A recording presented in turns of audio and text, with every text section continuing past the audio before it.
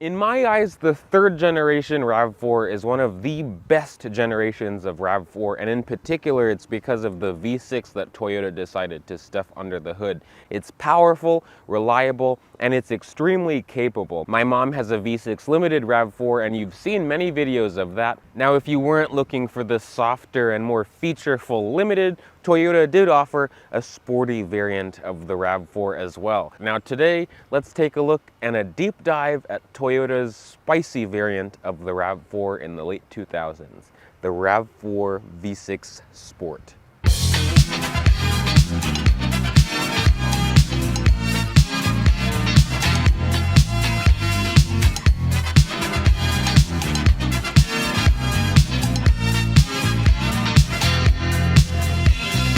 This RAV4 in particular actually belongs to my friend Lewis. It's been his daily driver for a little bit now, but it's actually for sale, and it may actually be sold by the time that you guys are watching this. But it's a 2011 RAV4 V6 Limited in Toyota's classic silver metallic. This one is also sitting at just about 168,000 miles, which is just a little bit ahead of my mom's 09 V6 Limited. So this is considered the third generation of the Toyota RAV4, and Toyota offered this third gen from 2006 to 2012, and the V6 was actually offered throughout those years as well. And in that time frame, the V6 RAV4 was one of the fastest accelerating Toyotas at the time. In terms of trim levels, Toyota was pretty simple. They offered the base, the Sport, and the Limited. Toyota also offered a RAV4 EV in the later years, but it was very low production. You really don't see them that often, but every once in a while, you'll know it when you see it.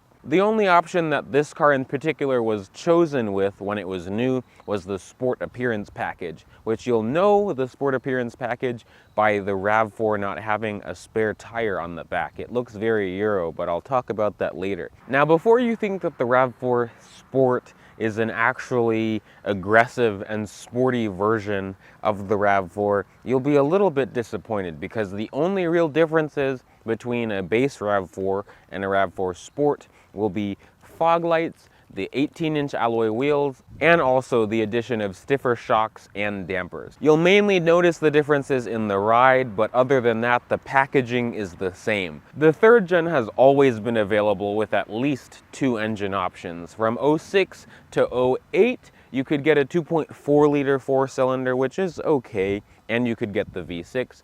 And from 09 to 2012, you could get a 2.5 liter four-cylinder, which was much improved. But this one, we're going to be talking about the engine that I love and that a lot of other people love, now and back then. Now, I bring to you an engine that seems to be dying in this modern era of Toyota. It's the 2GR FE, one of the best engines that Toyota has made, and they've used this engine in literally everything, from Lexus products to Lotuses. You can also find this exact engine in the Camry V6 and the Avalon V6 of this time, but it's a 3.5 liter dual overhead cam V6. It makes 269 horsepower and 248 pound-feet of torque. Those numbers really made this thing one of the most powerful RAV4s ever until the RAV4 Prime that's out nowadays. I still want to compare a V6 versus a Prime, so if Toyota is watching this, send me a Prime my way one day, please. This engine is paired to a 5-speed automatic transmission, and you could actually choose the option of front-wheel drive or Toyota's dynamic torque control all-wheel drive system that offers a center coupling locker as well, but it's not a real center lock. 0 to 60 for this was rated at about 6.5 seconds. That's about the same as the RAV4 Prime nowadays, maybe a little bit slower, but still quick. I would actually say the #1 competitor for the V6 RAV4 back in the day was the Subaru Forester XT. That was also a great SUV, but it used a turbocharged four-cylinder. In terms of MPGs, Toyota rates this engine at 19 in the city, 27 on the highway, and a combined rating of 22.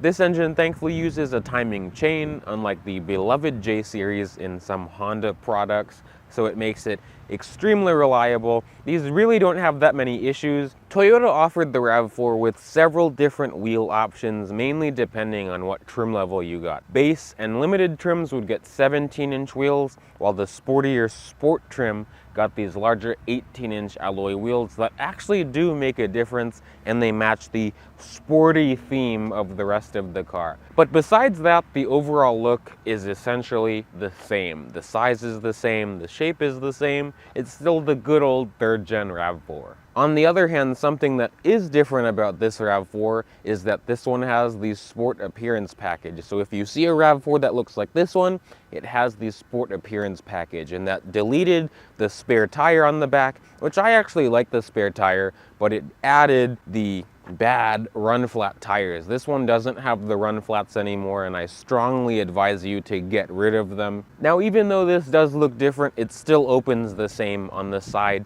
just like all other RAV4s. The practicality of the 3rd gen remains the same, so you still get that same 36 cubic feet of volume behind the 2nd row seat, and up to 73 cubic feet of volume with all the seats folded down. If you're looking at RAV4s online that are for sale, you may see some with the 3rd row. Those were only available on the base and limited trims, and it was an option, but Toyota did give you the option of the 3rd row for North America in these later years of the 3rd gen. But instead of the 3rd row in this one, there is a huge amount of space underneath the floor here. You can fit all kinds of things, and Toyota actually gives you a nice little spot where you can actually fit the tonneau cover. The rear seats also do fold down. Thankfully, it's a 60-40 split, and you also have latches on each side to drop the seat. It's actually really practical, and I know the rear door does swing to the side. That is a bit of a compromise, and the rear glass doesn't open,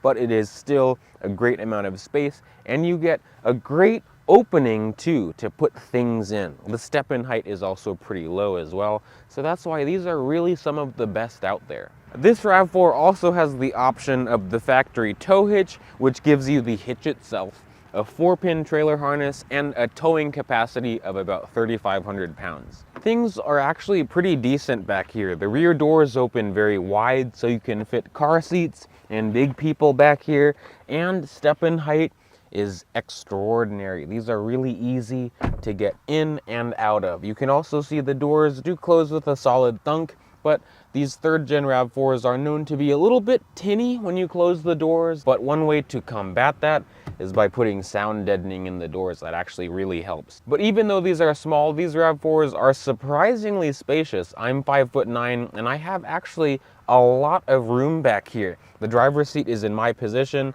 I can fit my feet under the seats. My knees have a great amount of space, and I have decent headroom as well. Legroom for these 2-row models will be exceptional because Toyota did think about putting a 3rd row in this car, because the 2nd row actually slides forwards and backwards to give you, well, more cargo space, but also more 3rd row space as well. The rear seat itself is actually reasonably comfortable as well. They are on the stiffer side, but that's just something with all 3rd gen RAV4s. The bottom of the seat is a little bit short, I will say that, but I'm not actually uncomfortable at all. There's also this folding center armrest down here, and in a way you could call it a 40-20-40 folding seat, even though this middle part doesn't fold all the way down, but you can stuff long things in here. There are 2 cup holders and a reasonably soft backrest or armrest for this thing, but it's actually pretty intuitive back here, and they have so much space. Toyota also includes map pockets on either side, but unfortunately you won't find air vents, heated rear seats, or any other creature comforts like that. These are also extremely easy to get into in the front seat because step-in height is also literally perfect. That's why so many people love these. But as I close the door, reasonably solid thunk. Material quality in these is actually pretty good. You're not going to expect luxury quality like leather on the dash and stuff like that, but things do feel very good for a consumer grade vehicle, especially over a decade ago. Because this one isn't a limited, which was the only trim to get the smart key system, this one has the normal Toyota key, that you could find on a lot of stuff at this time, but because it's normal, you can just put the key in and start, well, turn the key to start.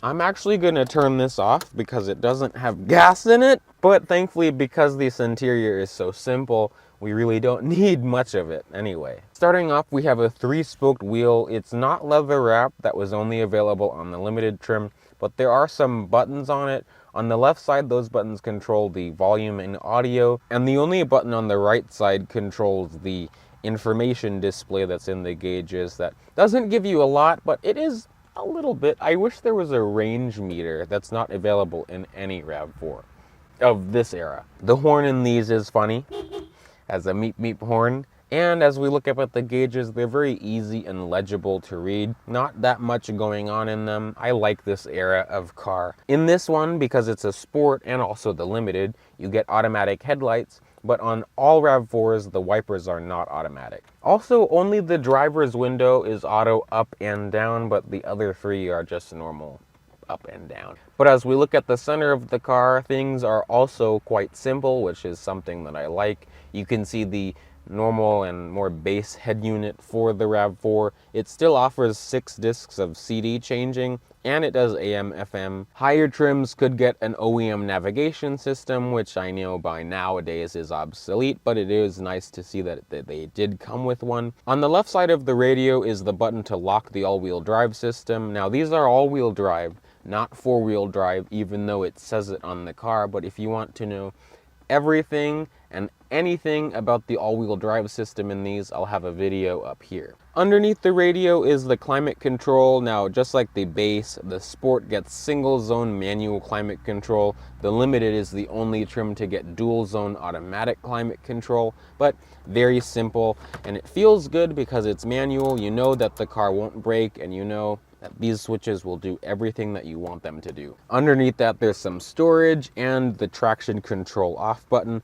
There's also a 12-volt power outlet. Now, actually, in terms of the seats, the 3rd Gen RAV4 isn't the best, but they're actually pretty comfortable. They're a little bit softer than the leather seats, I do have to say. Both the driver and passenger side seats are manual with height adjustment, and they offer a reasonable amount of range for people that are shorter and also taller than me. But in between those seats, you'll see the shifter for the 5-speed auto. There's also 2 big cup holders, which I appreciate. This has a manual e-brake, and the mirror controls are actually behind the shifter in front of the center console as well. It's something that when I first got into my mom's RAV4, I actually had no idea where to adjust the mirrors until I looked down. Thankfully, this one also has an aux jack available with some more storage behind that as well. But the center console is actually pretty nifty. The armrest is reasonably soft. It's like a vinyl material, but there's 2 levels of this. There's a top level that you could put thinner things like wallets and such, and there's a lower level that you could put deeper things. There's also a 12-volt power outlet inside of the center console as well. These also have 2 glove boxes, which is really handy. The top one, you can put little things like registration and such. Pushing this button opens and also closes it, and of course you have your lower glove box as well. A lot of storage in this car, and of course this one has a sunroof. That was something that the Sport trim also added, but I believe it was also a standalone option. This also has an auto-dimming rearview mirror, which is interesting when you put the car into reverse. The backup camera shows up on the rearview mirror. That's something that a lot of brands did around this time, before infotainment screens were a real thing. Now, I've driven a lot of these RAV4s, 4 cylinders, and also V6s. And of course, because my mom has one, I've had a lot of seat time in hers. I can feel the difference between the 17s on hers and most of them, and the 18s on this. And you can also feel the suspension changes. This is definitely a little bit more stiffer, but we will see how that 2GR does right now.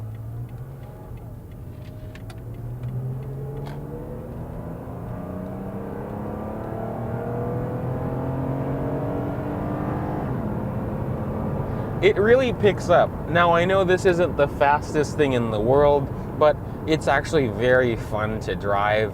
The brakes feel pretty good. All of these feel nice, but I do notice with my mom's, because I've put taller tires on it, it is a little bit more roly-poly. This one feels a lot more planted and a lot more solid.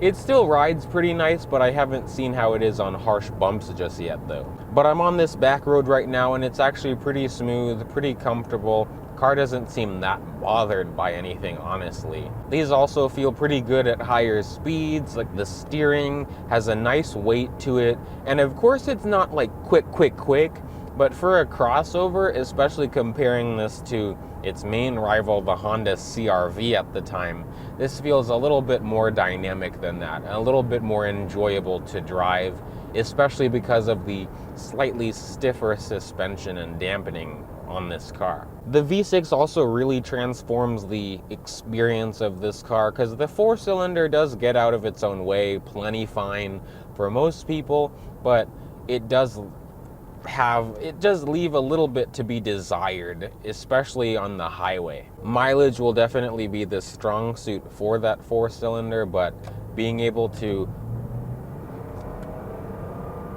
pass people and just zip around, it's really fun, especially because this is still a relatively small SUV. So you can not cut, but you can zip around traffic very easily because this thing gets out of its own way very nicely. And the 2GR is buttery smooth. Toyota has been using this engine literally for forever. So there's nothing to go wrong with them besides, normal wear and tear things that happen at higher mileage, but it's overall a pretty carefree powertrain. So I've put some gas in it so I don't have to worry about running out of gas on our little drive right now. Driving around these little parking lots, you really will come to love this RAV4. It's a great urban vehicle. I don't really like using the urban word, but it's a great vehicle for just driving around town because it's very easy to drive at lower speeds. I'm not gonna wait for this idiot because he's a dumbass. Throttle response with the V6. I think the 4-cylinders are also like this, but throttle response can be a little bit touchy. I've noticed it, especially depending on coming from some other vehicles with lazier throttles, but let's see here.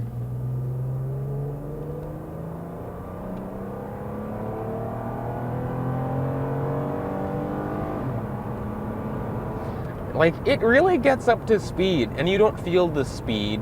You kind of do, but it's refined enough that it doesn't throw you around. The transmission shifts smooth, even though it's the 5-speed. I know the Lexus 6-speed is even smoother in the RXs, but this is still really good. The powertrain in this just really offers a lot of response, especially if you're coming from something like a CR-V or even the CX-5 of this era. I'm pretty sure the CX-5 existed back then.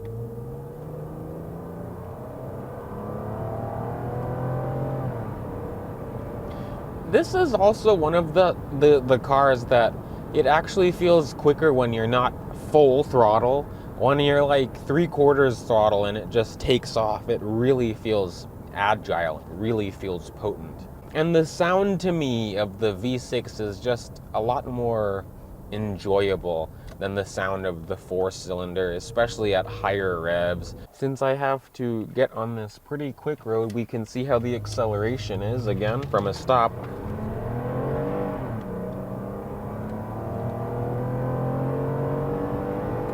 It's really strong, offers a lot of strong power.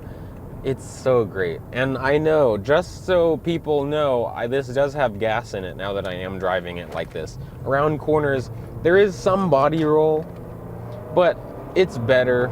This isn't gonna be a Forester XT type of car to, be canyon carving, but with simple mods, these can actually handle pretty well because the steering offers a good amount of feel and a good amount of weight. I actually like it quite a bit. To me, the Sport trim is more of an appearance package because you get the cooler looking wheels, standard fog lights, and a few other things. And it does give it a bit of a different ride, but it's not the biggest difference in the world. But that, my friends, brings us to the end of this video. I hope you all enjoyed getting up close and personal with the V6 Sport RAV4. Make sure to look at all the 3rd Gen RAV4 videos that will be in the poster up on the top right. But again, thank you to Lewis for letting us look at his RAV4. And if you're looking at a RAV4 in decent shape in the Maryland area, let me know in the comments below. Also, let me know if you have one of these. I know that there's a lot of RAV4 lovers that follow the channel, and I appreciate all of you. I appreciate everyone that watches, but I won't talk too much. Thank you all for watching this video, and I will see you guys in the next one. Bye, peeps.